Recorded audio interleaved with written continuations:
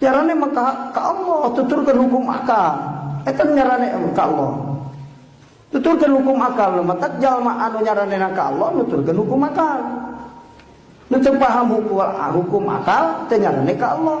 Salat nyarane kana salat, jangan duit, boga duit nyarane kana duit.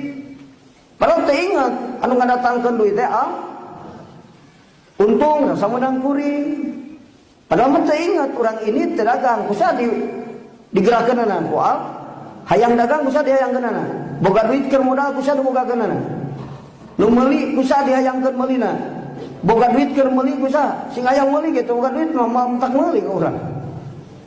Didik ini ge meuli ka urang kusaha digirikeunana ku ari geus untung teh ti Allah, ari ti kuring poho ka Allah na siso. Anta ma'al aqwan nalika kitu wayahna waqifun ma'a wa mustanidun wa mustaqbidatun.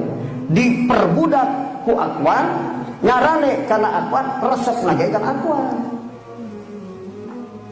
Cek ahli tasawuf aya cacarakan di saat kita mencintai selain Allah, berhajat ke selain Allah, bersandar ke selain Allah, masalah datang menghampiri kita. Jadi datangnya masalah makin sabab kurang nyarane kalian lingkar resep kalian Allah, resep kalian eta anu jadi sabab masalah mah. Tinggal kumaha tuh mun boga masalah di dunia, masalah ge terjadi masalah. Kumaha carana? Ulah nyarane ka makhluk, ulah cinta ka makhluk, ulah resep ka diganti. Nyaranena ka Allah, resepna ka Allah, hajatna butuhna ka Allah. Sakudu dohir ti makhluk tekankeun kabeh ti Allah datangna. Selesai masalah loba ngan alus.